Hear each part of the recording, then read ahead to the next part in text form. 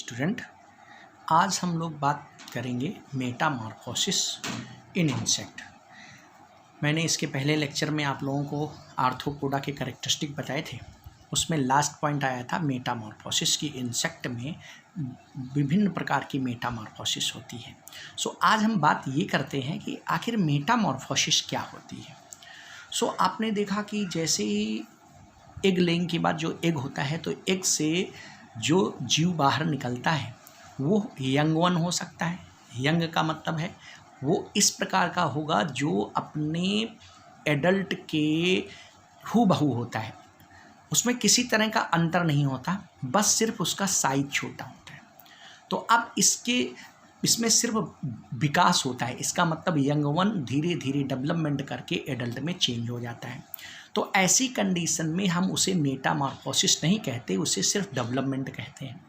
लेकिन अगर एग की हैचिंग के पश्चात निकलने वाला जो क्रिएचर है यंग, वो यंग वन हो सकता है या उसे हम लार्वा कह सकते हैं। अगर यंग की बात करें तो वो इस तरह का यंग है जो कि अपने एडल्ट के समान नहीं है, अर्थात वो यंग के समान दिखाई, अब वो अपने एडल्ट के समान दिखाई नहीं देता, मतलब कुछ ना कुछ उसमें अपने एडल्ट से अंतर होता है। हो सकता है उसकी मोड ऑफ लाइफ अलग हो या उसका स्ट्रक्चर अलग हो या दोनों अलग हो। तो अब इसे धीरे धीरे वो विकसित होकर के एडल्ट में चेंज होगा।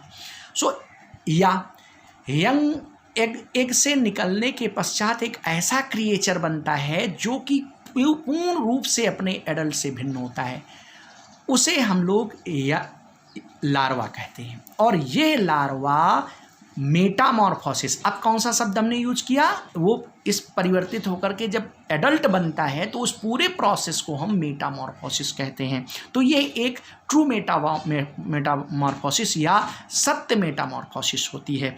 जरा देखते हैं कि इंसेक्ट में हैचिंग के पश्चात निकलने वाले यंग वन या लार्वा किस प्रकार से अपने एडल्ट में परिवर्तित होते हैं। इसके आधार पर हम इंसेक्ट को 5 कैटेगरी में बांट सकते हैं, अर्थात इनमें 5 प्रकार की मेटामॉर्फोसिस होती है। पहली एमेटाबोलस, दूसरी प्यूरोमेटाबोलस, तीसरी हेमीमेटाबोलस, चौथी होलोमेटाबोलस एंड हाइपरमेटाबोलस। अब जरा देखते हैं एमेटाबोलस। एमेटाबोलस का तात्पर्य है, ए मीन्स एब्सेंट या नहीं, मेटाबोलस मीन्स मेटामॉर्फोसिस, अर्थात इसमें एग से निकलने वाला यंग वन पूर्ण रूप से अपने एडल्ट के समान होता है, सिर्फ उसका साइज छोटा होता है। तो ये धीरे धीरे विकसित होकर के एडल्ट में चेंज हो जाता है। तो इस पर किसी प्रकार की मेटामॉर्फोसिस नहीं होती। इस ग्रुप को हम कहते हैं एमेटाबोलस ग्रुप ऑफ द इंसेक्ट। इसमें एक एग्जाम्पल आपको दिया गया है, कौन सा, सिल्वरफिश, जो आपके लिए एग्जाम्पल है। लेपिस्मा, इट इज़ विंगलेस। ये कैसा होता है, विंगलेस होता है। अब देखो, बहुत ही इंपॉर्टेंट टाइप की मेटामॉर्फोसिस आती है जिसे ग्रेजुअल मेटामॉर्फोसिस या प्यूरोमेटाबोलस कहते हैं। प्यूरोमेटाबोलस क्या है, प्यूरोमेटाबोलस टाइप की मेटामॉर्फोसिस। देखिए, इस तरह की मेटामॉर्फोसिस में एग की हैचिंग के पश्चात जो यंग वन निकलता है उसे निम्फ कहते हैं, और निम्फ अपने एडल्ट से स्ट्रक्चर के रूप में कैसा होता है, बिल्कुल डिफरेंट होता है, लेकिन मोड ऑफ लाइफ में सिमिलर होगा, लेकिन उसका स्ट्रक्चर कैसा होगा, भिन्न होगा।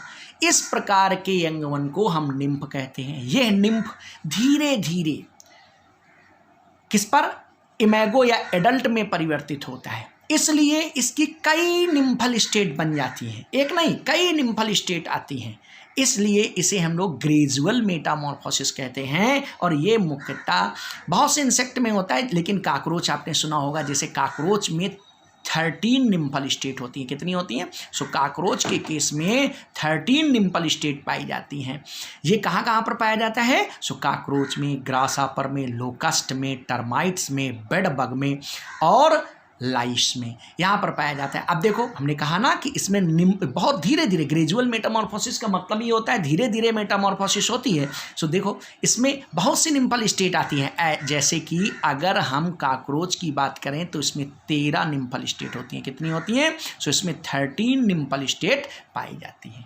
अब जरा बात करते हैं हेमी मेटाबोलस। हेमी मेटाबोलस को क्या कहते हैं? Incomplete Metamorphosis. क्यों इनकम्प्लीट मेटामॉर्फोसिस कहते हैं? तो जरा ध्यान से समझिए, इसमें एग से निकला हुआ यंग वन क्या कहलाता है? नेड कहलाता है। ध्यान रखिए, निम्फ नहीं, नेड। क्यों? क्योंकि नेड अपने इमेगो या एडल्ट से मोड ऑफ लाइफ और स्ट्रक्चर दोनों में भिन्न होता है। सो जब एग से निकलने वाला यंग वन नेड होगा, अर्थात वो मोड ऑफ लाइफ और स्ट्रक्चर दोनों में भिन्न होगा, तो इस प्रकार और फिर वो धीरे धीरे इमेगो में चेंज होगा, तो इसे कहते हैं हेमी मेटाबोलस या इनकम्प्लीट मेटामॉर्फोसिस।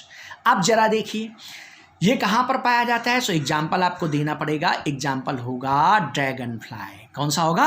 इसके बाद आता है ड्रैगन फ्लाई।